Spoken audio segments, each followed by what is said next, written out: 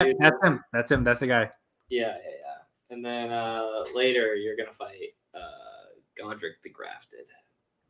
Godric. I have not met him yet. Welcome, everybody. We are live on Twitch Wednesday. No, every time I mess up, I say I'm never gonna mess it up. We're live on Tuesdays, now on Wednesdays, now on YouTube. There you go. Very simple, and I mess it up every time. I don't practice. And I was not prepared to go live at all, but it's this time change is fucking me up, man. As you can see, I'm still in my work clothes. I didn't have time to change. Yeah. Live at all, but yeah, like I know that the Senate voted to like do the time change across the board, but Arizona was one of those states where you guys like didn't play ball with that, right? Yeah, it's Arizona and Hawaii. I think those are the two. Yeah. You and Oyama totally defying the concept of daylight saving. Hey Ben, Ben. Yeah, Ben, you excited to talk about Schmodown? We're actually going to talk Schmodown today. It's been. If I knew, I would have put that in our title, but I didn't know because we don't plan ahead. No, we don't. What is the title? I didn't see today. We still don't have a background. Oh, okay. We do have a background now because Jake provided us with this wonderful background. You know what? This is the best. I won't lie. This background makes me feel warm inside. This is it's balanced kind of perfectly. You get the cookies right here, right under my big grubby fingers, wherever they belong. It makes me feel toasted, if you will. Mm-hmm.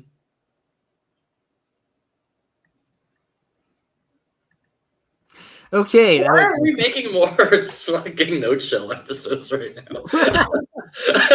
Oh, yeah, I should probably message the people we've been trying to get on the show for a while now again.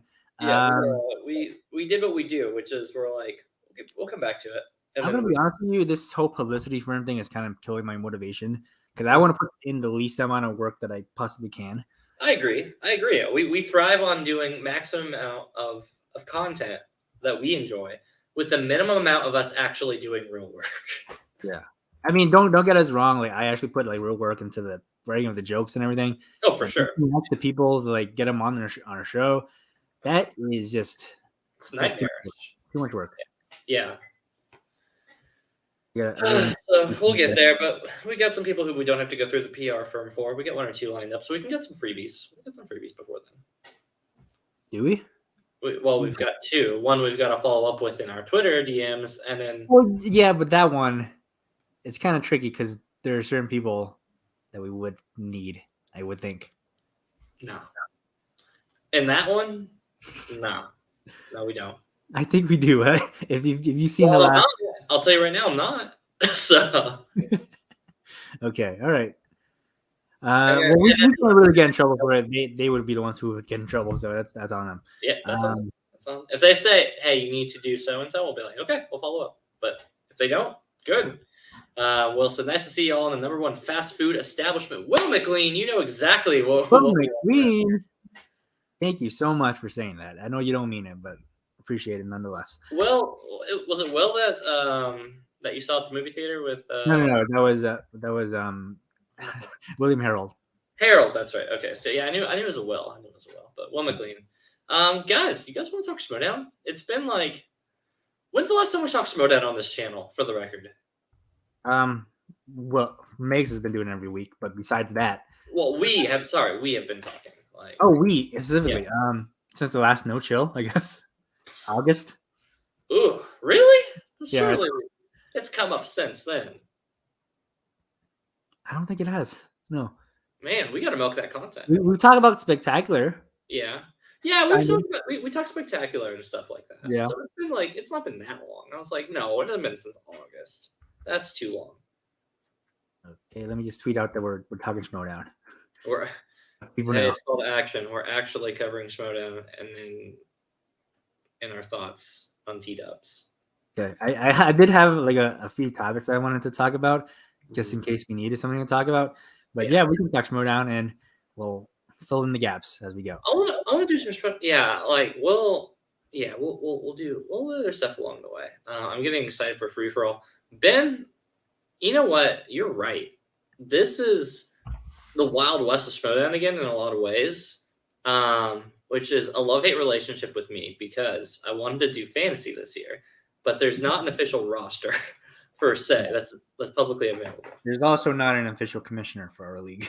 No, and So- we and me and Nat have already described our minimal effort, maximum enjoyment of life philosophy. So Why doesn't everyone else just live the way we do? I know. No, I think they do, and that's the problem. Is that they're not. They need to be inverse. That they need to be maximum effort, minimum enjoyment. But I want to get in this rundown. So let's start right off the bat with like the factions because they've shrunk up a little bit. What do y'all think of the end of the Schmominati? So the Schmominati, I feel like you see this a lot, like in wrestling, specifically the WWE, where this is no offense to Christian, but they have a plan, and then things don't pan out the way they want to, and they have to reverse course. And in this case, a lot of that has to do with the pandemic and how they couldn't do in studio matches or shows, and because of that, there was a lack of cutscenes. Mm-hmm. So I feel like this storyline needed a resolution. I don't think this was the resolution that they set out to have in the beginning when they thought it up. Like that would have been impossible to do. So they did the best with what they had. I would have liked to see more of it, but we got what we got, and I think that's fine because from what I know about this season, it's going to be packed with story. So I'm not too concerned about that. Yeah, I do agree that the Schmominati thing kind of came up and then was just kind of like, I don't know. I really don't want to do more cutscenes this way in the Zoom way where everybody's just popping in the Zoom call. So we're just going to self it. And then by the time this season started, there was probably so many new ideas and things that they wanted to do that they were just like, oh, we don't want to have the Schmominati thread like lingering in the background because that like creates the whole leadership in Schmodown because it puts Grace at the top and then it puts like Jay Washington in charge. And at that point, it was just like, we just need to wash it away. So I get it. It is a little sad. The only redemption is if there's more to it, aka same as the red herring, right? If they extend it in some way, but Sam being the Schmominati person at the time it's all said and done at least makes sense in like God, am I gonna say this term? The Schmodown universe, like it's the MCU, SDU. Within the SDU, I'm coining that, and if any other channel takes that, you say that they got to pay me $1 every time they say it. Schmodown universe.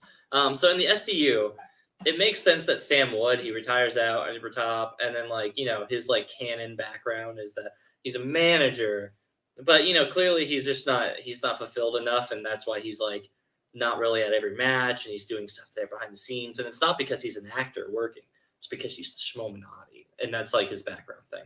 So, it being Sam is the best possible outcome, but it does feel a little lackluster in how they just did it. And they're just like, yeah, okay. Also, yeah, you're like 5 feet away, right? Yeah, Grace wouldn't possibly see me. I'm like right around the corner. But yeah, it's fine. Like I get it. They're just like we want to get into this season. We want to get into this season and do new things. And I do kind of want to leap right into that as well because we've got a couple matches already into this season, and it is just all over the place, which I don't know I dislike. But I will say this: Roxy has gotten the best taste of factions right now. Ethan Irwin, Chandru, she's drafting all the strong Asian players. She's pulling a Dylan Camacho is what she's doing, and I fucking love it. Manager of the year, Roxy Stryer. I have said for the longest time that Roxy Stryer is the Dylan Camacho of the Schmodown. And she's proving it this season. I love it. Get all the Asian players, make them heels. Just dominate. That's all you need. Get Paul Oyama on your faction too. She needs to snag Paul, which will be a little tricky from Winston. And then she needs to get. She can't really get Khan because Khan, like Oyama and Irwin would be the team. The inner geekdom would be Chandra. We need to get Demolanta over there for Star Wars. Yeah, I don't think Koi's gonna let Demolanta go though. No, Koi's not going to. But Roxy's got plans, man. I don't know. Roxy's got plans. So yeah, I like. Also, can we talk about the Irwin match? Irwin against Janine. Yeah, I mean, it went the way I expected, but it was a very good match. It was very competitive. That was solid. It was a great showing on Janine's part, capitalizing and staying in the game because clearly, like round 2 just went to like like that could have been a knockout immediately on that one. So for her to hang in there and then like Yeah. scrap still, There were moments in there where I really felt that she was going to win. And yeah, that would have been a huge feat because Ethan Roman is like one of the best competitors of all time. He's a multiple time singles champion. He can do it all. So yeah, it was an awesome match. It deserved its main event status. yes, And yeah, I really liked it. And I also really liked the concept of Titans where you have an undercard and you have a main event type match. I really like that, and I really like that we sometimes don't know what we're gonna get going in. I think it's a really cool idea. yeah. I will say though that the something about I don't know if it's Elden Ring or what it is, um, but something about this new season I like, but I'm also like disinterested. Is anybody else on this ballpark? And maybe I've got too much going on the side. Like I'm playing Elden Ring, which is like the best game ever, and I've gotten many hours into it, and I'm more sure it's that. But how's everybody feeling? Chat, like, well, Ben, how are you guys feeling about the season? Because I'm feeling like I like it so far. I like that we're going back to more chaotic roots and things like that. But at the same time, I don't know. Somehow I feel less engaged with it. Like before, it felt like, I guess, is the equivalent of what people would say, I watch all the football games because it mattered for my fantasy. And this year, I'm kind of like, yeah, I'll catch it later. That's fine if I catch a spoiler. Like I'm behind for like the first time in Showdown. It's okay. Yeah, like that's kind of how I really like what they're doing. But right now, without all the storylines being set up right away and all like the big stuff, it's all just kind of like factions picking at each other. I don't know. I kind of want to see a bigger picture. Enjoy the pay-per-view, but the other two are so. So I agree. Like the Doug Benson match and what's the other match? Jen Kemp. Yeah, no, I'm thinking about the other match, but Jen Kemp. What was the other match? Oh, Wildberries versus Video Wildberries versus Video Drew and that. Like, and then we did have Brandon Hanna and Liz against Whitney and the Tyrants. Tyrants. Thank you. Sorry guys, my brain is fried. I'm in Elden Ring mode still. I'm transitioning back into Schmodown. The tag team match was fantastic. I really like the debut for both of those teams. God, strong debuts for both of those teams. Yeah, I mean, it's about time Whitney Sabo got a match. God forbid he gets a match when I have him on my fantasy team. Thanks. Yeah.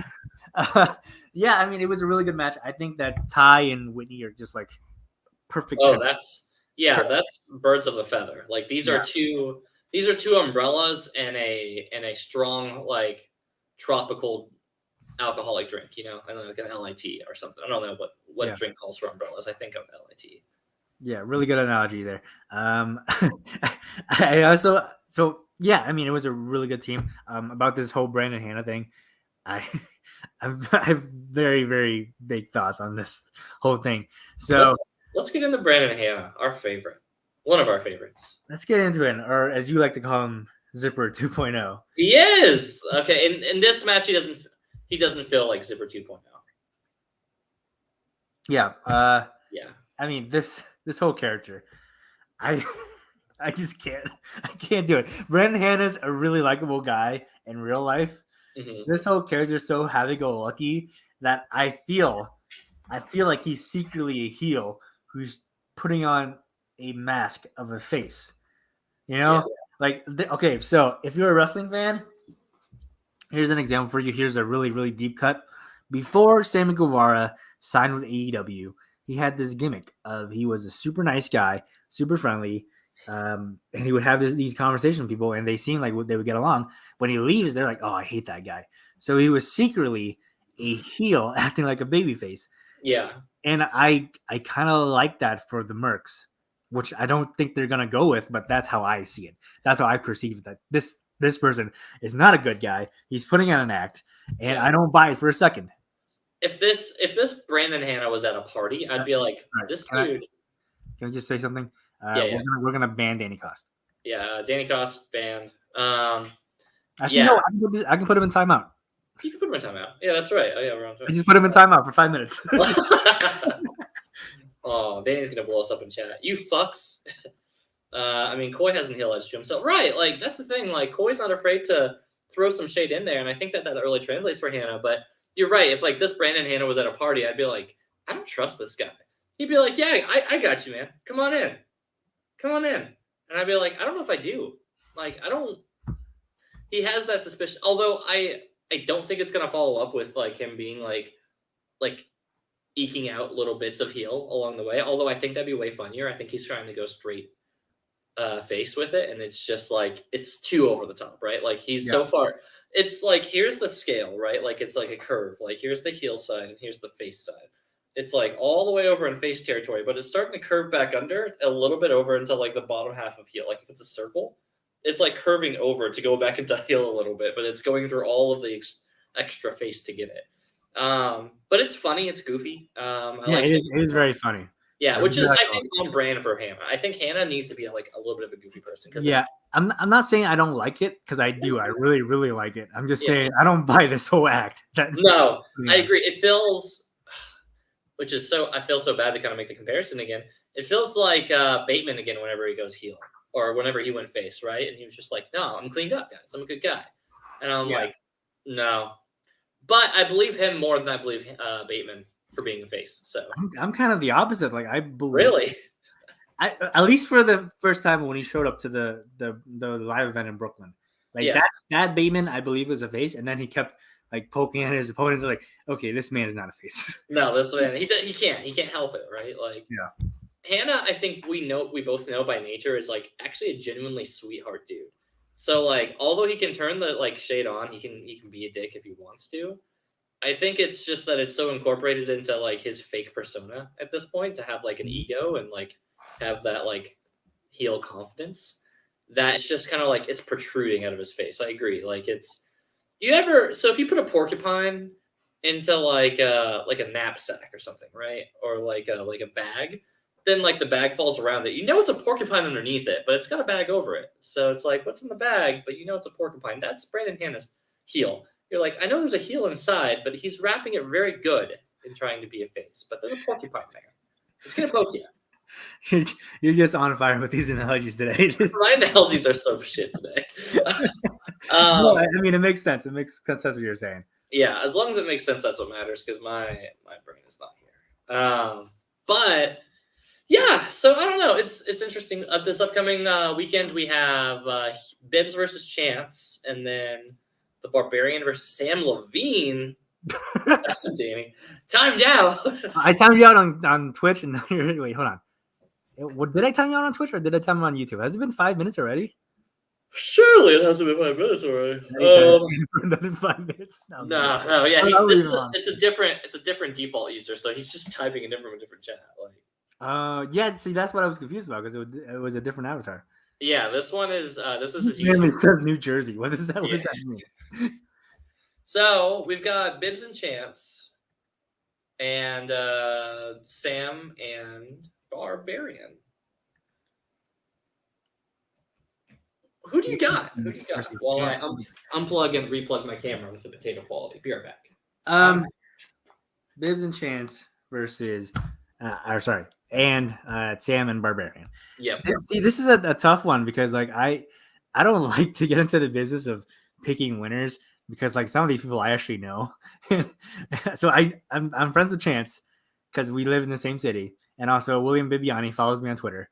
So I really don't want to pick a winner here. I will say it can go either way, like it has in the past. So okay, so here's the question I'll ask them. Do you want Sam Levine to win? That's a tricky one. I would like to see Sam win for story purposes. Yes. But also I do have a better relationship with Barbarian. I've never even talked to Sam. And Barbarian, even though he thought my name was Vin, he eventually remembered my name. So I don't know. Like I think it would be a cool story moment where the new school beats the old school, and we can show like the times are changing. The old players can't hold up to the new players. But I would really also like to see Sam just go on that run again. Like it was back to the old school Schmodown. I love it. Yeah, and because this feels so like old school Schmodown, like rebooted, and I do feel like that it's like, man, it's gonna be really strange to see Sam not win if that's the case. You know, we set it up he's Schmominati. He's back in. He's playing again.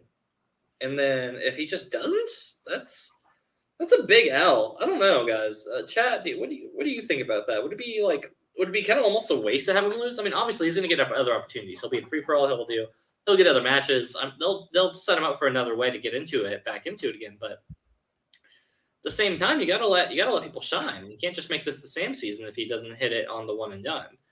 Same as Lucky Guys on the desk. Legend Killer's retired. That's absolutely right. Honestly, that's the thing I'm looking forward to this season. I want to see Ghai just be like, "You want to go? All right, you want to talk? All right, yeah, I'll come in. I'll play." And I want it to just be like straight up from off the desk into the match. He's like, "All right, cool, let's go." Yeah, I want to see the thing they did in the Royal Rumble where the commentator just takes off their headset, goes into the match. I want to see that at free for all, and when they get eliminated, just go back to the desk like nothing happened. Yes, I'm so on board with that. I want him to pull a Paul Denuzio from the last general standing or whatever, right? He was on screen and he's like, "Oh, gotta go." Pops in, runs the gamut. Unbelievable. Why do we put that guy in the tournament? He's a question writer for the Schmodown now. Was there any chance he wasn't going to win that match? Yeah, I'm convinced he cheated still. I'm fairly convinced he did. I know he wouldn't, but I'm convinced he did. So I mean, maybe one of us slipped him the answers under the table. Who knows? I didn't. I don't want him to win. I can't wait for Sam to play again. No, I'm so excited to see Sam play. This weekend, I'm very much actually looking forward to watching a Schmodown pay-per-view again. I think the Chance Bibbs match is going to be fire because the last time they played it was an insane down to the wire match. But also Sam playing Barbarian is just that's ripe with potential. I think that's a perfect matchup for him too. Yeah, a player who has so much potential, but he has been on a kind of a losing streak, kind of. Right. Barbarians had been hot and cold, right? He runs pretty well in tournament, and then just doesn't wrap it up on it. So I do think it's kind of Nat's right. He's the perfect player to come back in because it plays we get to either see Barbarian play maybe some of his best game against a competitor who has such a legacy behind him, or you get to see Sam show us that he's still got it, ramp in, and be able to flex and get the rust off him because you don't want to put him up against an Irwin or a Bibiani right off the bat, right? That would be a hard match to come back to for round one. Yeah, no, I agree. We'll raid your friend here in a little bit, Danny. We're talking Schmodown. God, let us. We're 22 minutes into the show, Danny. Danny, chill. But also send the link in the private chat or whatever, so we know where to go. But yeah, dude, it's gonna be interesting. It's gonna be interesting to see. I'm intrigued to see. I want Sam to win for storyline purposes, and I think I want Bibbs to win because I want Bibbs to have a chance to have a double title opportunity. That'd be crazy to see in the same season Sam comes back if Bibbs does he becomes double champ with the singles and teams because that's yet to be done outside of Sam and who am I forgetting? Wait. Merle, yeah, duh. Outside of Merle and Sam. Man, my brain is rusty on Schmodown. It's showing. This is why we don't win awards anymore. But we won an award. That's right. We're 3-time award winners. 3-time. That'll make sense later. But yeah, so it's exciting. But it's not. It still feels like we don't have a lot of meat on the bone just yet. So far, we're just kind of getting solid matches coming up, but not the big storyline playing into it other than factions pecking at each other. But because we've seen that for the last couple seasons, it doesn't feel like the most engaging stuff just yet. So I'm optimistically waiting for the big thing to hook me in. Yeah, no, I agree. I feel like I'm gonna give it more time because we're just 2 weeks in. We've had a review and we had 2 episodes of Titans. So there's still time for things to develop. You can't just heat something up right away. No. It doesn't work that way. But I am the most excited about a Schmodown season than I have been for the past 2 years. Mm-hmm. So yeah, I mean, I think they're off to a good start. I'm also loving the studio and loving the branding. I love it for a second. I love the infilling studio thing. Again, Karloff, he's not right all the time. But with the filling in studio and the playfulness and all of that, like he's totally right about that. It has a healthier energy to be back in there. Oh my gosh! And that theme by David B, that theme song, Yeah. oh, it's so sick. God, give me a reason to call. I'm gonna start doing a show again that gets David B on here. Yeah, Ben, you're probably right. I think the free for all will get us. I think that there's going to be a setup for free for all, and I think that the insanity of who could be in the free for all for this season is going to be like nuts, right? Mm-hmm. Like the ceiling is infinite for how like wild the free for all could get. Yeah, and I really like that they're. I don't know, because I know the free for all will get me for that event. The question is if that momentum will keep up for the rest of the year, which is very much harder than it sounds. So, yeah, I mean, I'm looking forward to it. I'm always looking forward to Schmoedown. Yeah, I think the season's gonna be good. When is free for all this year? Usually it comes around March, right? So like, yeah, I don't know. It would be too soon to come out in like the next couple weekends, though. I mean, it does usually come out in March, like March or April. Is the Collision going to be back? I think that it will. I think that we're going to get. I think we'll get either Collision or they're going to create a whole new pay per view this season, which wouldn't surprise me if we just do like a totally like out of nowhere, totally new format match pay per view. Mm-hmm. That's something we haven't seen before. That would be my bet. Do y'all like the ring announcing thing? I don't, especially at the end of the match. I like it. It's okay. I think it's cool. It makes it feel like an actual sport where you have like a winner announced and everything, and it's especially fun when you don't know who won. Like, yeah. Like I don't know the answers to those 5-pointers, so I don't know who won. Yeah, that's true. When Harloff comes in and you're a winner, and I'm just waiting to see who announces. I think that part's cool. I like it. I like the big production feel that it adds. Yeah, I think it's fine. It doesn't feel bad. I think it's just like it's a transition feeling right now, but I don't love it right away. But I do think it'll grow on me as time goes on. Whenever it's like a crazy tight-knit title match with so much stakes and intensities behind it, and if like Harloff comes in and fucking and your winner, like if he's coming in with like that kind of energy because it was just like an insane match, that's what'll win me over, right? But for like these matches that we're getting right now, I'm just kind of like, yeah, it's fine. It's fine. Yeah. So yeah, Schmoedown so far, it's fine to good. That's not a bad thing. I think most seasons start that way. I'm waiting for the first punchline. I'm waiting for the first story, the big story. I'm waiting for Roxy to somehow make an all Asian faction, and then I just worship Roxy. I will go to all the World Girls streams. I will go to all the Roxy Strider everything, just because the woman's a genius. Real talk, if Roxy drafts like or recruits an entire team full of Asian people, I will give $200 to the World Girls Dream for 100%. Sure. 100%. I will match that, and you can clip this right now and send it to her on Twitter. That your boys Nat and Dylan, the AAA team of the fan world in Schmoedown, all Asian cast. $200, $400 between the four of us. I will never root for another manager again. Like never. Roxy, ride or die. I love Kaiser. I love Gucci. I've had more conversations with them than I have ever had with Roxy. But Roxy will steal the whole show from me if she does the whole Asian roster, where it's just like boom, boom, boom, boom, boom. Be like, nope, she's the greatest. Anytime if Kaiser ever asked me, I'd be like, Kaiser, you're great, but Roxy is the greatest, unconditionally.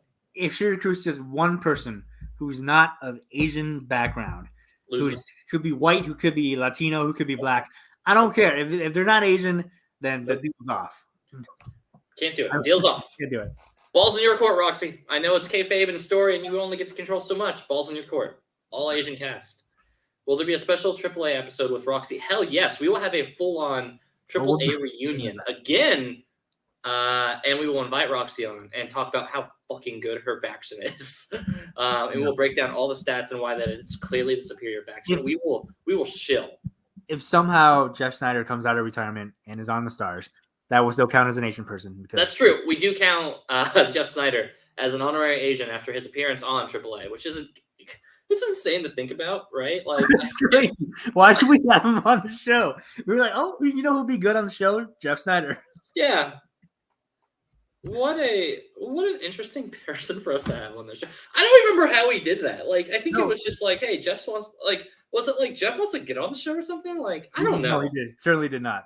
He didn't. No, there's no way AAA was on his radar. I brought up the idea that we should have a non-Asian player, and then you're Yeah. like, "Oh, how about Jeff Snyder?" Like, and I was like, "Yeah, okay." And he was super chill about it too. He's like, hell yeah, man, that sounds fun.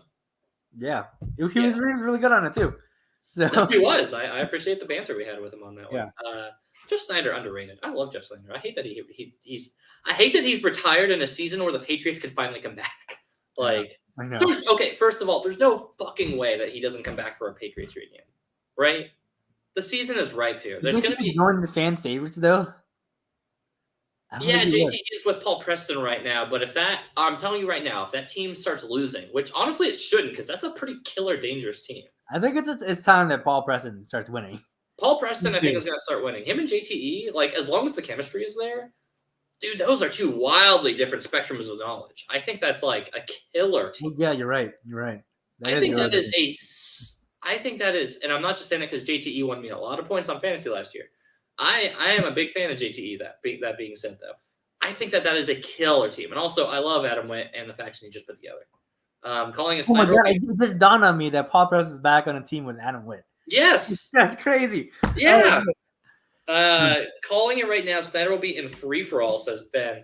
I wouldn't be surprised. That's always the gateway for players to come back all of a sudden, right? They either retire or they're done, and then all of a sudden free for all, right? And then we get the Dan Murrell appearance or the fake Dan Murrell appearance, and then we get the real Dan Murrell appearance, right? I would agree with you. I've not bet against you on that, Ben, but I don't think we would see a Patriots reunion just yet. I mean, JTE and Paul have to play a couple matches first.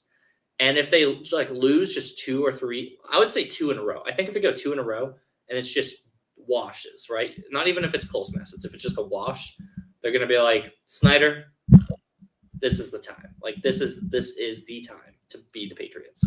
Which also, the Patriots under Adam Witt as management sounds like a fucking delight. Well, how fun would that be? Like, no, I agree. It's too early for the Patriots. We're not going to – if we see the Patriots reunite, it's not going to be until, halfway through the year. But I do I agree. I think we get Snyder at free-for-all. It's a tease. And they're like, hey, so does this mean you're back full-time? And, I think managers might come in to try to approach him, and then they might create some sense of storyline with that. And he's like, no, that's a one-off. There's no way I'm coming back. And then, they might – tease a little bit of a chance of the Patriots. It'll be like JTE talking to him or something. And then later on in the season, if that team doesn't play out, Patriots reunion. If it does continue to succeed, though, we're not going to see it. We're not going to see Patriots come back together. Yeah, I think that the free for all is a good place for players who have retired in the past to come back and just play for a one-off and not have to commit to anything. I think I'll tell you right now, I'll put money out there that Clark Wolf comes back from this. You son of! I was just about to say it. I was gonna beat you to it. Well, just so everyone knows, I had that idea also. So it was in my head. It was floating around. No, I know it was. We're on the same wavelength most of the time. That's why I got there. Tom Brady unretired. So who knows? That's true. Tom Brady unretired. He was at home with his kids for 2 months. And he's like, these kids fucking suck. Why am I here? I'm going back to football. Unbelievable. But yeah, I mean, Shimona has been great. I'm looking forward to the free for all. I think it's gonna be a good time. She was gonna come back in the free for all. Yeah, I remember that she was going to, and then it fell through. So yeah, I think this is the free for all to come back for. I wouldn't be surprised if honestly we get now here. We're talking about Patriots reunions, but here's the reunion I'm low-key betting on. 10% chance. Okay. Maybe 20. I actually feel 20%. Okay. Shire Wolves reunion come back. Clark Wolf comes back. Cushing free-for-all comes back. Later the season, not right away, but later that season, Shire Wolves come back to play. If Sam comes back into play, I can see where Rachel and Clark would both feel like that's a place to play it. Yeah. I don't know. I would not have bet money on Rachel coming back, but now that we have Sam back, Sam being back, that changes things. I think I think she genuinely wants to play Sam and beat him again too, because Yeah. because they're both competitive people. So like knowing that Rachel played him and then lost without being able to get like that title, I think she wants to come back. And I think if Sam becomes champion again, Rachel will come back and be like, I want to beat him. I want to beat him for the title, because I think that's the kind of couple that's the kind of like synergy they would have. I think so too. Rachel, or you're absolutely right, Sam or Ben. Rachel or Sam on a team. Holy shit! How scary of a team is that? Like, that would be a pretty dominant team. I would love to see it. I wasn't so much saying that she would come back because Sam is back. I'm saying that Sam coming back kind of like shows that there's a lot less pressure to like study and right, like, yourself right. to the craft, as we've seen in the past 2 seasons. It's not feeling like a crunch in the way that the past 2 competitive seasons have felt. Right. Right. So that's where my thought was. But yeah, I mean, I think with Sam coming back, then anything could happen. Anyone can come back. So the big match that Will had actually mentioned earlier, that I'm just kind of like scrolling and seeing, Patriots versus Team Action. This is a spectacular match. I'm telling you right now, I don't have any inside information saying this is true. That match happens, it's spectacular. One way or the other. If Patriots reunite, so what would make sense? Okay, what would be ideal? Patriots reunite halfway through the season. Half to 2/3 of the way through the season. They immediately get a title match, or at least a number 1 contender match, just like Sam did. They win the match, then they win, and then they win the titles, and then Team Action comes back. And same pitch. They get a number 1 contender match, and then they have to win it. Or I think that they just talk so much shit. I think this works either way. So Patriots come back, they don't become champions. Patriots starts calling out Team Action, or they call out Ghai on the desk for like, I don't know, let's say like Ghai starts like, being a little bit like poking at him as a heel. They're like, oh yeah, well, you guys never even got to play us. You guys were never that good to begin with. And then like they just set it up. I think like this has been in the works for a long time. Like they've teased for a long time that Team Action and Patriots were like these teams that just never crossed stars. Then Christian won and didn't play. That's a long con, man. You really think they can do that? I absolutely think listen, of like the 5 things I think you do with this season, I think that's 3 of them in this season, right? If you bring Sam back, you bring back a couple other players to make Patriots, but you have Ghai around and it's less stakes. And this is the kind of stuff that Ghai likes to do. I think aside from announcing, you set him up to be an announcer who kind of heckles. You bring the Patriots back to sit there, and if they go on a title run, great. Maybe that gets in the way of that match. But I think if it's a purely exhibition match, they set it up to be drama between 2 heel teams.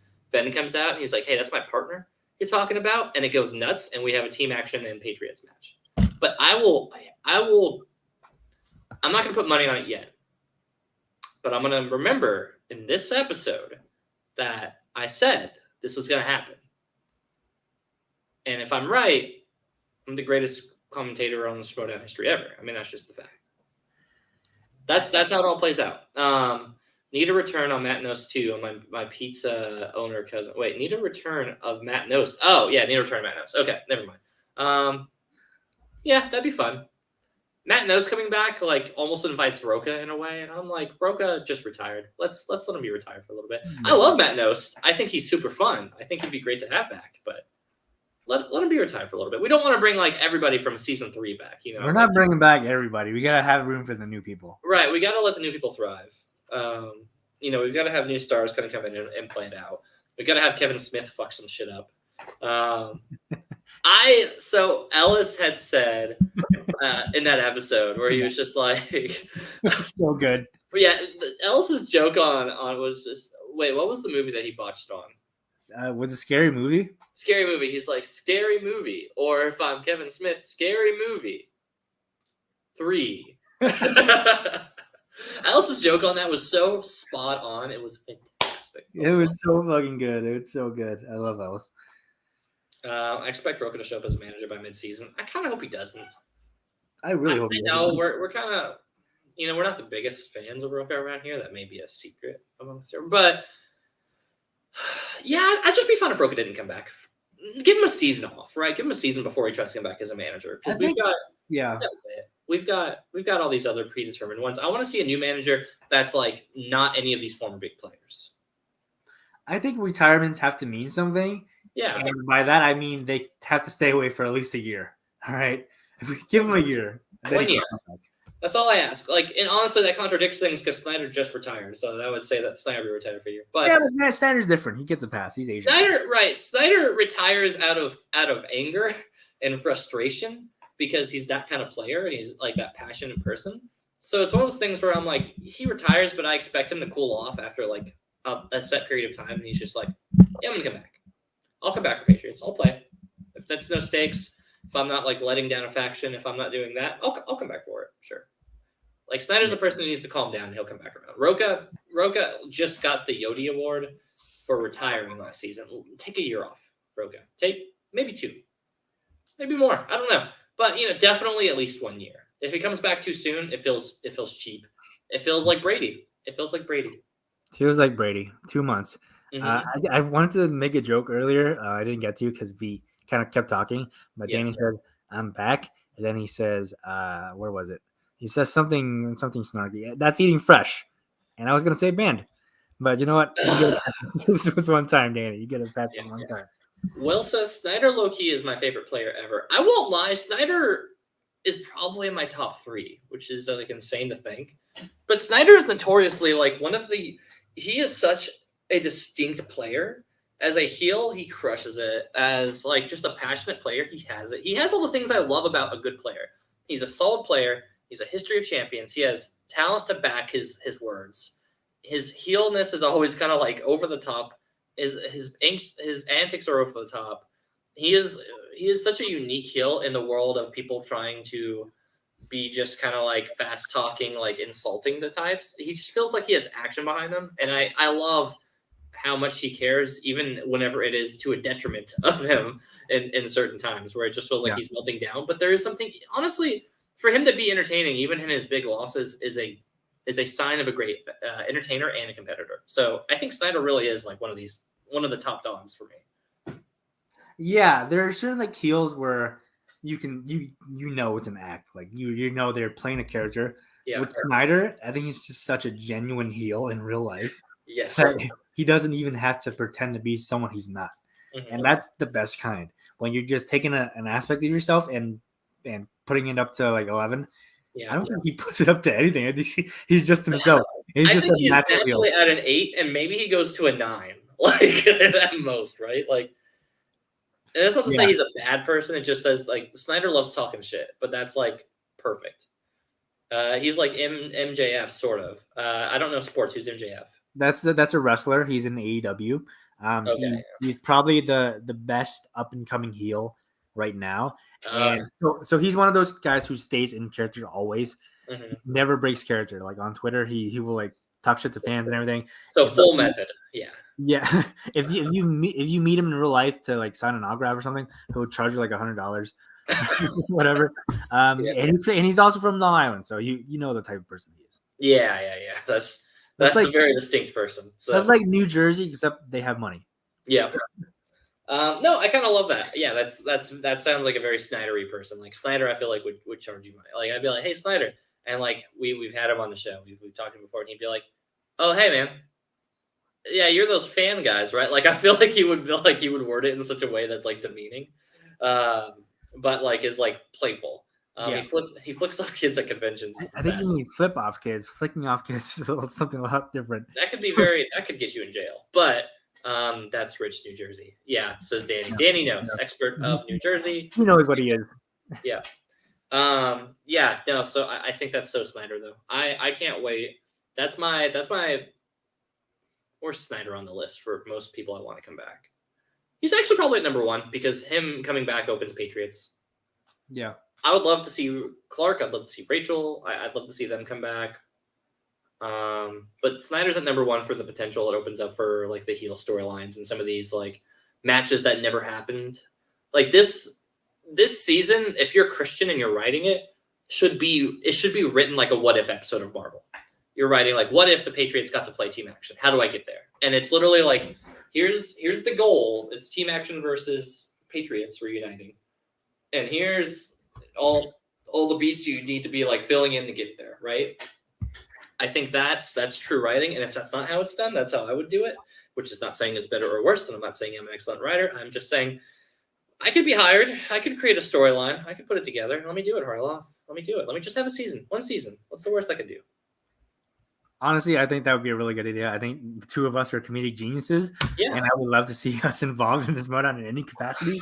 Um, I think we would make great managers. I'm just putting it out there. I think I would make. I think we would have to be a duo. I think individually, like we could definitely serve it up. We're gonna but, just like, take Roxy's team for away from her. we'll just take Roxy's team and then keep drafting the Asian players. Yeah. Oh man, I kind of love the idea of it being like an Asian alliance. It would feel very '90s. It would feel very Attitude Era, right? Like with Yeah. who am I thinking of? Who's the whole Japanese organization that was in WWE? They came out with like the Japan flag, and there was like 3 or 4 of them. I don't. This rings no bells. I thought you were No gonna. bells. Oh my god. Does anybody know what I'm talking Are you about? talking about Tajiri and? Yeah, like the Was he Jerry part of came the out. faction? I swear it was more than 2. I swear it was more than 2 at one point. I swear there was like it was him and another guy. I thought you were gonna go with the Nation of Domination, where it was just like black people with the Well, Rock. I mean that works too, but of course my brain was thinking. But then again, that's all ethnic factions in the WWE. They take one race and just put them all together. Yeah, I mean that's kind of like. I'm not saying it's right. Yes, indeed. Kayenta! Yes, thank you, Harold. This man knows. Yeah, so I mean really it just comes down to being like let's just get it's a little too on the nose maybe for this day and age, but I kind of love it where it's just like let's just lean into it. Let's just go into a full Asian organization. I'm just looking up WWE Japanese faction, Kayentai. I think this might have been before my time. Maybe. Oh yeah, you know what? They debuted in '94 and disbanded in 01, and I started watching like 02. So. Oh, see, there you go. That was my time, like 94 through that like time period, like all the way up until like 2005 or 6 or something is whenever I tuned out. Oh, Funaki was in this. Yeah. No. See, I'm not making this up. I swear this was a thing. Like, from that time period, I recall all sorts. It is so funny though. Here's a fun thing about the Attitude Era, like being like a strictly Attitude Era kid. Well, I guess a little bit of like New Age as well, because I stuck around to see like again from like until about 06. So obviously it evolved past Attitude from that point forward. But it is so funny. There was a list not too long ago talking about ridiculous things that you wouldn't believe had actually happened during the Attitude Era, and it was like Edge sleeps with Rita on stage, and then there's that was not the Attitude Era. That was or it was like right around this time period of whenever. I remember that as a kid, and where can I find this on the internet? Because I missed that episode. That was the one episode I missed. And that's hilarious. That's an episode that you missed of all things, like And then there was like right to censor like being a thing, and then like. There was just like other ridiculous like storylines that had occurred, and I'm like, oh my god, all that did happen. That's hilarious. Like, Really young gave birth to a hand. Yeah. Mae West, yeah, exactly. Just the most insane shit. Like they were throwing stuff against the wall, and it was sticking. All of it was sticking. Like, oh man, it's so funny. Side note, not Schmodown Wrestling related. Hannah finished Succession. Oh, okay. What you think? I don't know. Took her a while, huh? She's not in the room right now. Okay. But then I think she finished Love Is Blind season 2. Oh shit! I gotta know what her thoughts are on that. Okay, you want me to holler at her and see if she wants to come play? Yeah. Call her. But okay. I was gonna bring something up before you did, but I forgot. Go ahead and bring it up. It's gonna take me a second to grab Hannah anyway. I'll be right back. I don't remember though. What was I gonna say? Yeah, I mean, I think we could make really good managers. So I saw them like they're doing the thing where you have to send in auditions to be a player. Where's the auditions to be a manager? Because I think we would be really good. I think me specifically, and also Dylan, we have that. We be the first duo managers, co-managers, and I think it'd be pretty awesome. Like we could have No Chill without needing to be on our own channel. We could just do No Chill on the show. Danny says Corgo, thank you so much for the 2 Corgos. I really hate it when he does this. I know I left earlier, but that's because I forgot my cell phone in the bathroom, and I don't. You've left like 9 times now. Shut up. Find my cell phone. I didn't know where it was. It was in the bathroom. Danny _K 2286 says Corgo won. That's money. That's 2 cents. Thank you, Danny, I for did your bring it up. your generous donations. Hannah said she'll be here in a minute. She's got to put some tofu in the press, tofu press. William Harris says I approve of more no chill. We would know approve what? it too. We just need the We people do who are too, but asking. they're making it hard on us. They're making it really hard on us to make this really fun content. They're making us good for PR. You knew like the ideas we had for players who just ghosted us. Mm-hmm. There's some gold in there. There's serious gold. It's $1 million episodes, but yes, now that they added that PR layer, it's complicating things a little bit. It was hard before, like just getting people to say yes. Yeah, first of all, it was difficult before. We would talk with them in person, and they'd be like, "Hell yeah, I'm stoked." And then we'd be like, "How do we reach you?" And they would tell us, and then we would try to reach them that way, and then we wouldn't hear from them. So I don't know. But to be fair, we do book most of our guests whenever they are hammered drunk. So I think they wake up and they're like, "Shit, no chill. I don't want to be on that. They're gonna roast me." Danny _K22 says y'all just got home. You are banned. Banned. Timed out. I can't time you out on Twitch. No, can't time them out on Twitch. You can only do it on YouTube. Actually, no, I can. Can you? You just have to go on. No, yeah, you can time them out on Twitch. I was about to say, like, I don't know. Yeah, you're gonna get timed out. No chill with the PR rep. Honestly, I would no chill the PR rep so fast. Oh my god, that's actually a really good idea. I like that. Can we actually ask them? Can we be like, hey, here's a list of players we need to reach out to. Also, whoever's behind this account, would you be interested in being? No one knows what he or she looks like anyway, right? Like, so when we have someone on no chill, I think what they said was a PR rep was going to be in the background, just to watch everything happening. Maybe we can bring him on for a surprise no chill. I would, if they were like, "Hey, what's the StreamYard link?" I'd be like, "Okay," and then I was like, "Yeah." They said they'd be here shortly, and then we just start recording, and then we just start roasting them.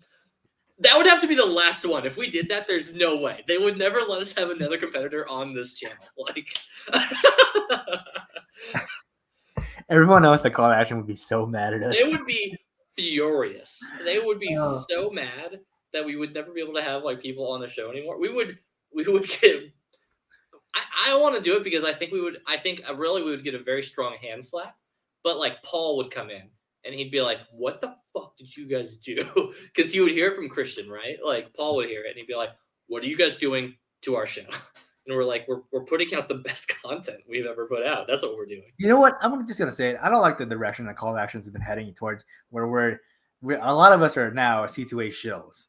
Like Danny was always a shill, and now Paul works for the man. Are you kidding me? We used to be the heel heel podcast of the year.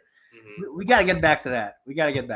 I know. I miss our roots. Speaking of heels. Oh. Subway. Yeah, she just saw the background. We got Hannah Camacho here, guys. Your fan favorite, your favorite host here at the Camacho household. Hannah, you've watched Love Is Blind season 2. I've seen parts of it. Tell us what do you think? We're gonna go off the rails. It's messy, and I loved it. It's awful, and it's wonderful. It's so great. I love it so much. I really need season 3 to happen right now. Yeah. How did season 2 end? Like who stuck? What do you mean? I loosely have like an idea with like the 8 couples that were like. Well, like the 5 couples that were like. Two couples ended up married. Was it the Indian couples? Did they stick together? No. They should not. No, of course not. And we knew they wouldn't. Everybody. The Indian guy has set Asian dudes back so many years. Oh my gosh. The reunion. Oh my God. Everyone hated him. Like everyone. Like he was obnoxious during the show, and then the reunion happened, and it was just like, I don't know. Like, did he go full heel? Like, what did he do? Like, beyond, Dylan. So what he claimed was the edit made him look bad, but apparently the edit was a lot more generous to him. Yeah. Actually worse than he was shown. like they just Ooh. kind of like let him go on the reunion, and he kept talking. Like they would not be talking about him or situations that involved him. It would not be his segment at all, and he'd be like, "So can I just add something?"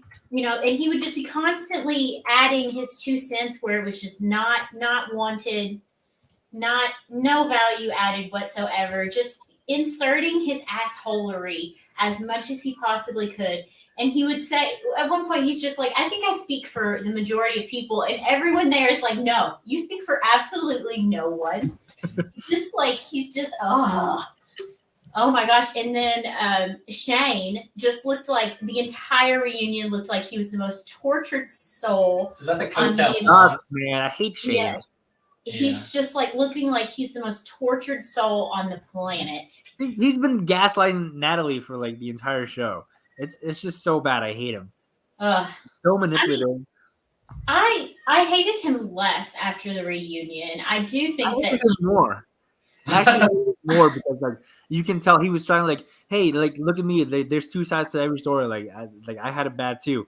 But the thing is, Shake made Shane look so much better in he comparison. did have the benefit of Shake being there, yeah. Yeah, and the thing is, at least he did like apologize for some of his awfulness, and I do think genuinely a lot of their issues were possibly. I do think some of it was editing because he was calling like Shake out on some of his bullshit. So I do think he is possible. Like it is possible for him to like recognize bullshit and stuff. I think. It's just they wanted you to see him at his most manic, and they strung all of that together. And I do think he obviously has like some ADHD or something, something going on, possibly also a coke habit. This is the blonde guy with the teeth. We all got our shit, Dylan. Yeah. No, he's coked out. He's on drugs. But I don't think he's as bad of a guy as they made. He's not the villain. The villain. The villain is the Asian guy. No, the Shake is the villain. Shake is forever the villain. He's the worst. He's the worst. Somebody has to do it. Somebody has to be the villain. God, he's just the worst. That'd be me on the show. I think if Shake wasn't on the season, then it would clearly be Shane and Shayna as the two main villains. Wait, the blonde girl? Shayna is she was just causing shit just to do. Why is she always squinting? Like you see the reunion episode, she's just like she's always squinting. But not with the mouth too. Oh, she was the worst. I didn't like her at all. She's kind of doing baby goat. Oh, that's what she was doing, baby goat. For those who don't know baby goat, you know the meme, baby goat. Yeah, just type in baby goat meme and I'll just share it because I got control again. All right, do that. So yeah, baby goat. Baby goat. This baby goat. That was her. Nope. So yeah, Shane is baby goat. You're telling me that this is the woman? That seems confrontational. This woman. No, just the image. Just the image. That's all I want. This is Shayna. Mm-hmm. Okay, just making sure. That's Shayna. I love that goat. Just I can't. Oh,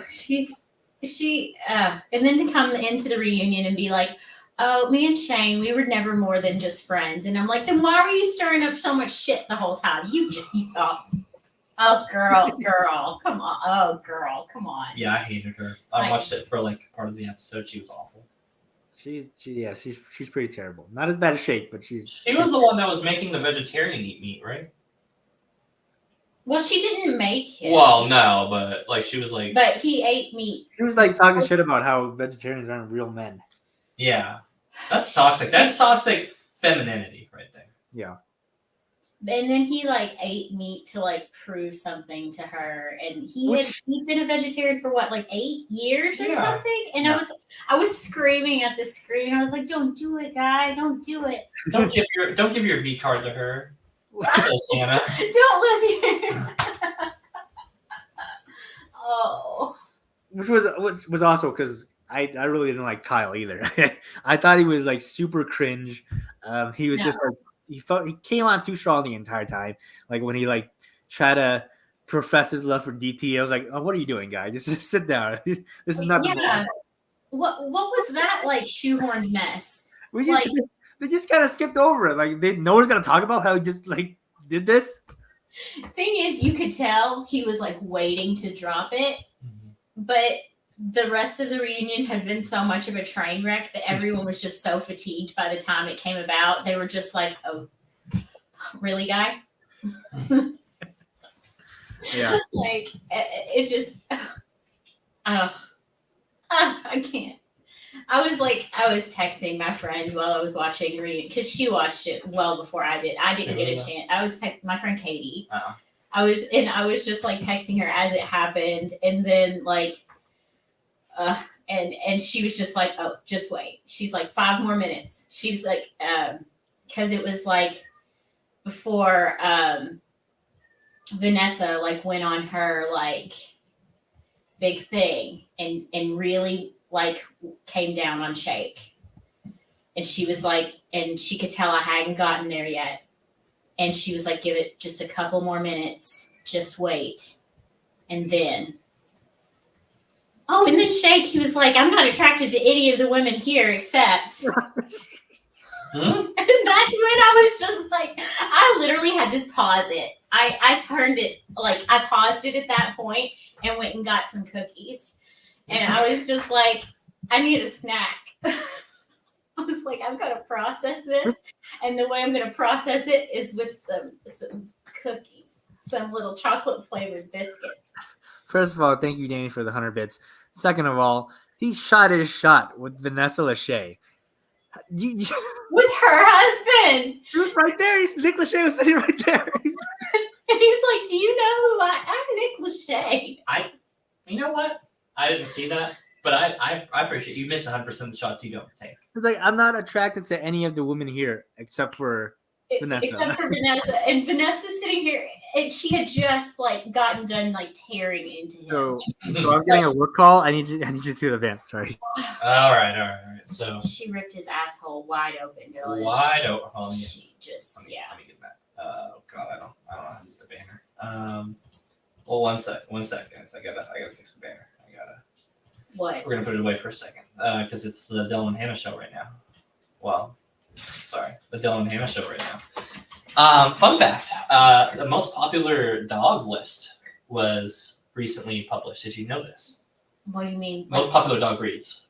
Oh. So most popular dog breeds recently was announced from the organization that does that. Can you guess what upset the poodle? I bet it was Golden Retriever. Guys in chat, if you have a guess on what is actually the most popular dog, it's not a poodle. Spoiler. I feel like I've read it. Like Golden Retrievers are really popular. If anybody's got any guesses in chat before I spoil it, okay, I'll spoil it. I bet it wasn't the Shih Tzu. Shih Tzu was number 76 on the list. as our Shih Tzu like snorts all over the floor. Yeah. Spreading his magical boogers everywhere. Yeah, we call his boogers Shih Tzu magic to make it a little bit more palatable. Yeah. The number one most popular dog is a lab. Okay. Lab retriever. Okay. Chocolate, peanut butter, doesn't matter. Labs. Number 1. Number 2, poodle. Strange. Poodles are real smart. And number 3. One of the attorneys I work with, used to. She has poodles. Number 3, golden retriever. Okay. Yeah, top 3. I was Yeah, you're in the ballpark. I mean, yeah, people fucking love golden retrievers. They're easy. They're easier going. You know, I mean, like they're lazy. They can put an egg in their mouth. Yeah, they're simple dogs. Newfies, way further down the list than they should be. Number 36. But they're having Shih Tzu. By like 40 dogs. Wow. Griffin. Pyrenees is also above Shih Tzu. I think in the closer to the 50 or 60s. Oh my goodness. Shih Tzus were 76 out of 100. He's gonna riot. Yeah, Griffin is upset about that news. You did. Oh my. Anyway, you guys were talking about. our viewers dropped with us talking about dogs and shilling our Shih Tzu. Who's number 76 on the list? Why are you number 76, Griffin? Griff? He's got thoughts. Can you What pick him does up? he want? What do you want? What do you want? Does he want some? I don't think he. I think he wants some. He probably does. You want him Come here. You're gonna be a podcast dog. Hooray! Griffin the podcast dog is on the show, everybody. Ask your questions right now while he sneezes all over us. Number 76 right here. Anyway. Number 1 in my heart, though. Yeah, he is. He's old. He's old. He's an old man. We don't know how many more episodes we got left of Griffin. So if you could donate all of your money to the Call to Action channel and say this is for Nat and Dylan, that would be great. Don't do it through Streamlabs though, because I don't have access to that, and we can't. No, I don't either. Jake will take it from us, and we don't want that. So yeah. Our Venmo. At.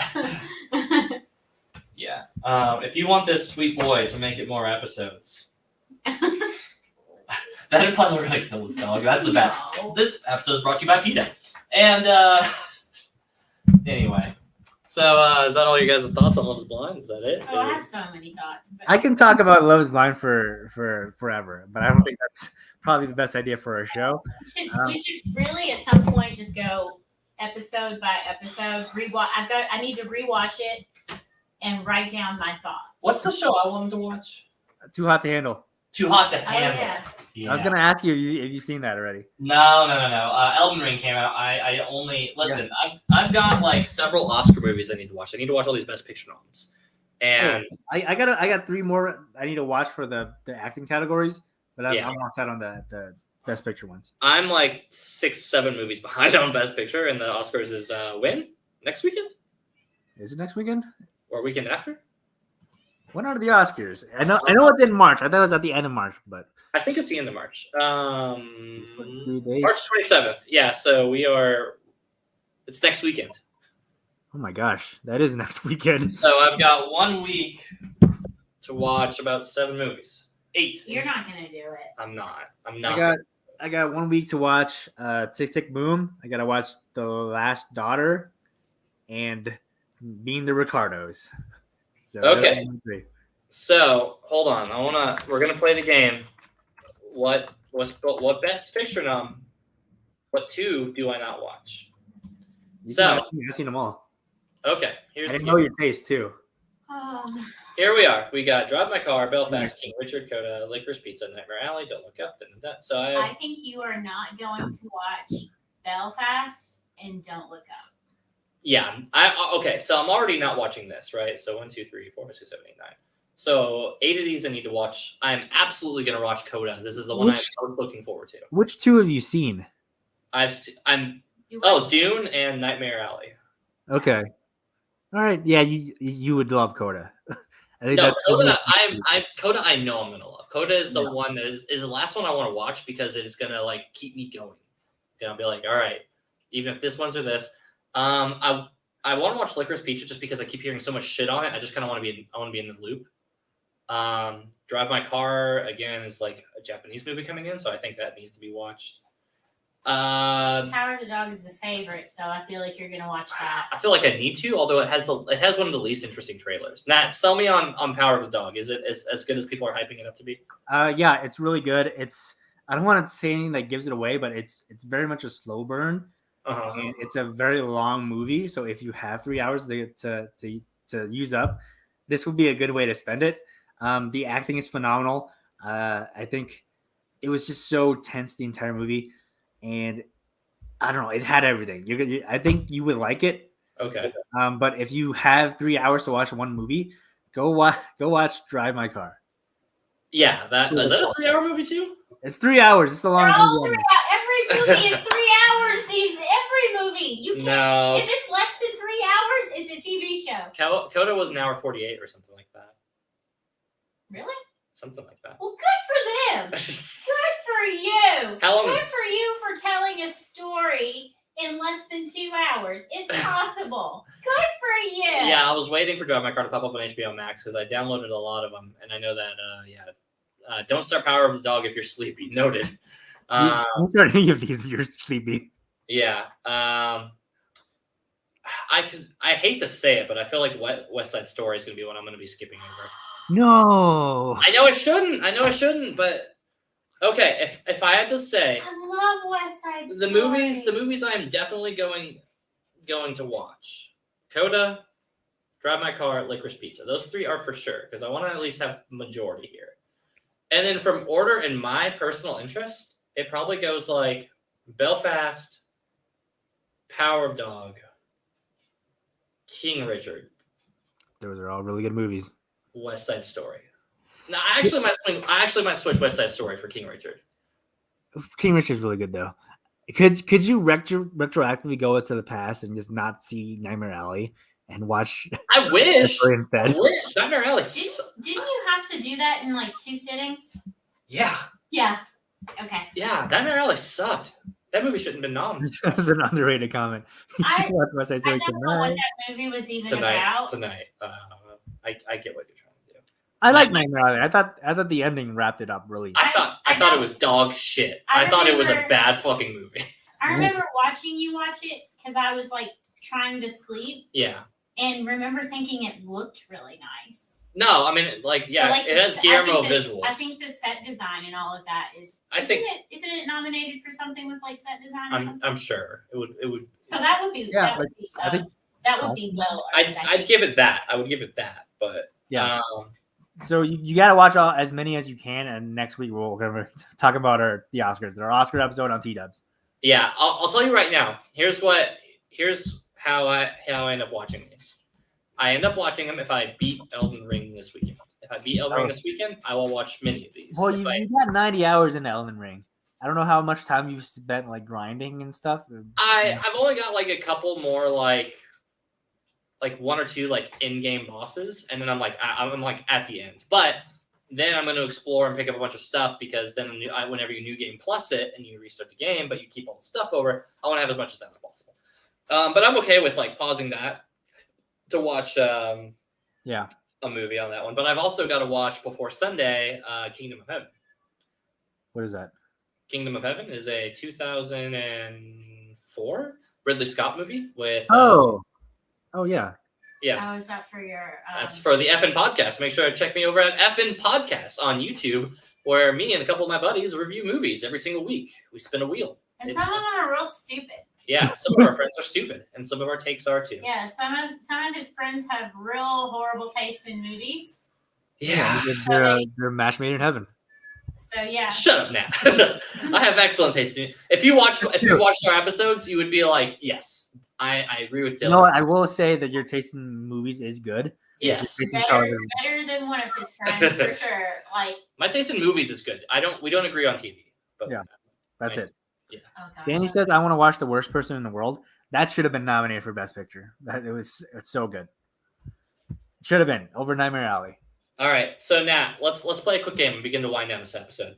Okay. You're seeing all the Oscar noms. For whatever reason, Power of the Dog is the favorite. But what's not your choice to win, but what's your favorite of this list? Belfast. Yep.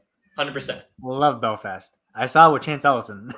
I just have to name drop that real quick, but it's so good. It's so if you didn't know Belfast, it's about like the whole conflict between the Protestants and the Catholics in Ireland back in the 60s.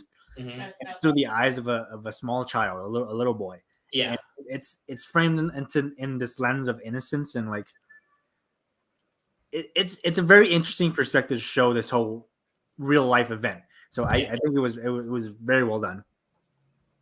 Okay, so I would say, and I know Hannah wants to watch that, so she's going to be difficult if I watch it without her. She's going to be like, wah, I want to watch it. Let's watch it again. Wah.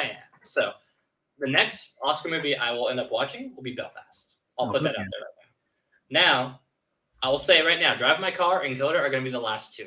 I'm putting those at the end because they're the ones that I want to get through all these other ones to go watch that. I'm not sure if you're going to like Drive My Car, if I'm being honest. Really? But yeah, because it is kind of a slog to get through.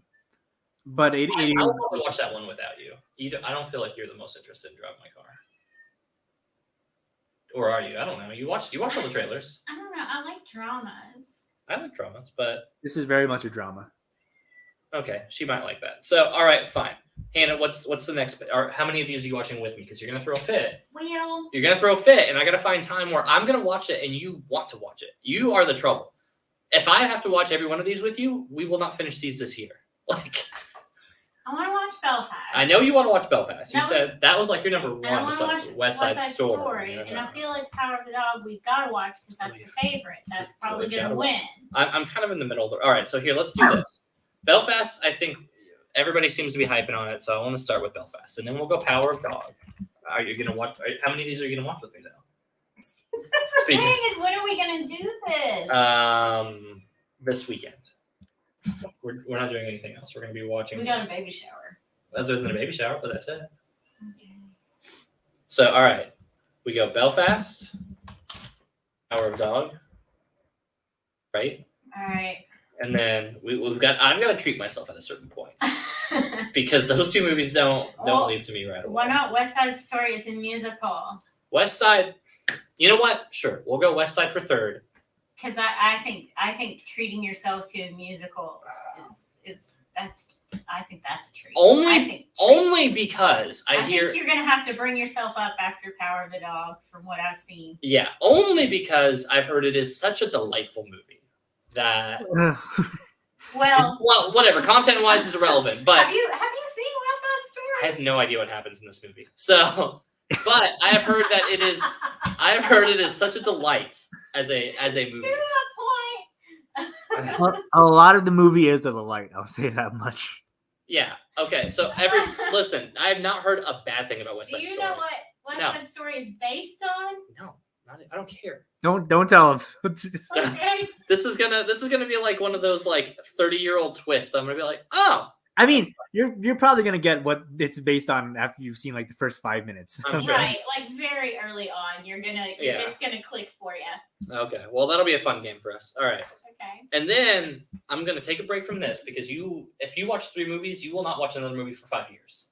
If you watch 3 movies in a weekend, you will not do shit. I know you won't. So I'll go ahead and watch Licorice Pizza after that because I know you're not gonna watch that. Fair. Okay, you watch it and tell me, and let me know what you. Yeah, I'll tell you. I'll tell you. So then I'll watch Licorice Pizza. Dude, I'm sorry. King Richard has to get cut. It's the one. Oh, it's so good though, but I understand.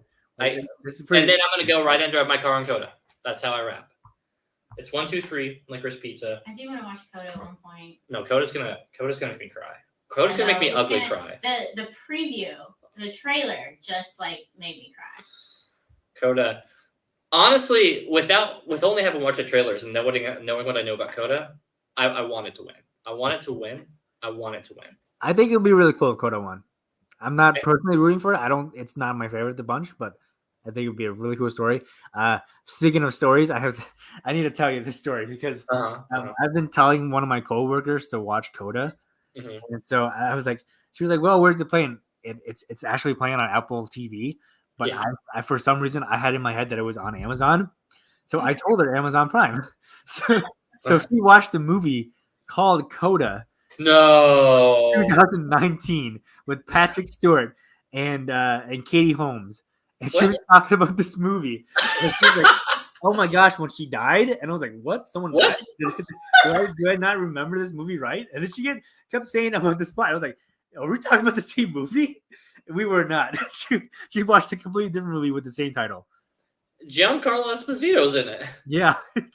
About a concert pianist who suffers from performance anxiety in his late career. This is which is kind of fucked up because it is also like two ones focused around like singer musicians and stuff like that. So yeah, and they both came out pretty recently too. Yeah, they both came out fairly recently. Yeah. That's really funny though. That's actually hilarious. Yeah.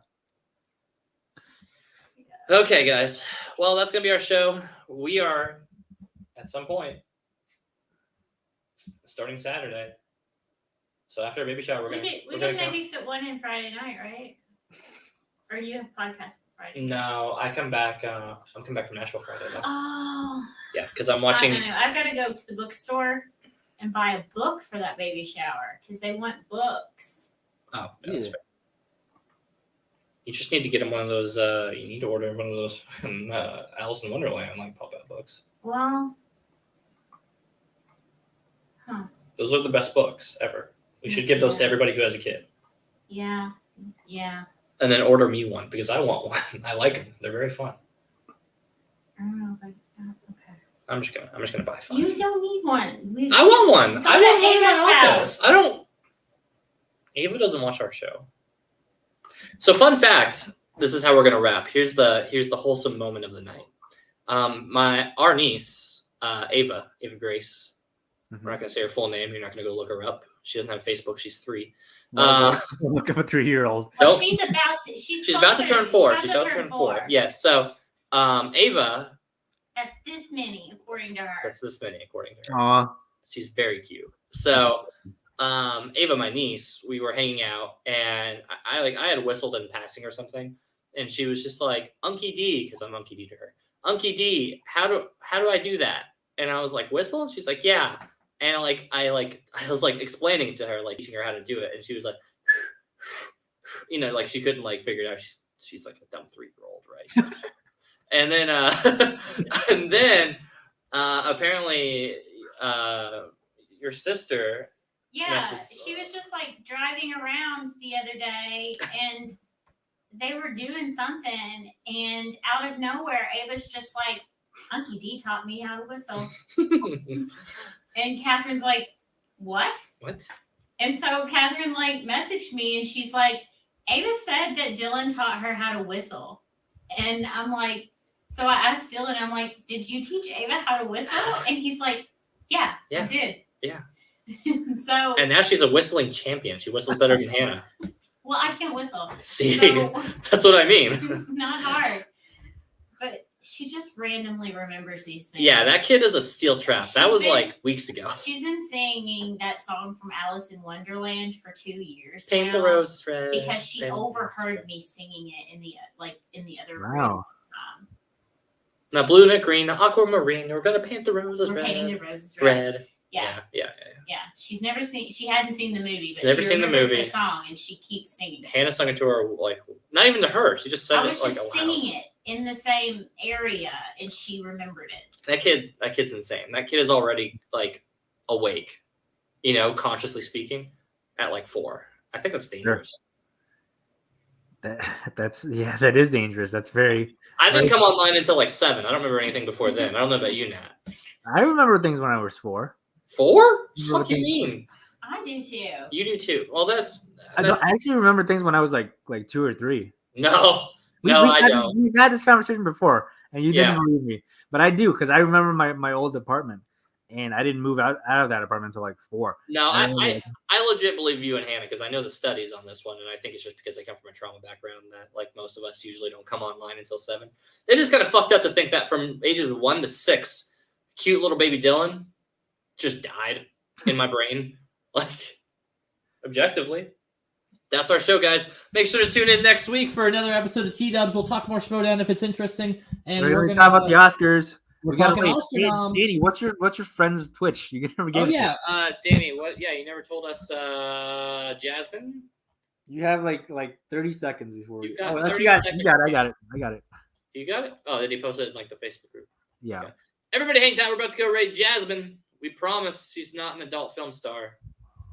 I don't know if that's true. You said raid, right? Raid. What did it sound like? I heard raid. Yeah, I said raid. Okay. What did you think?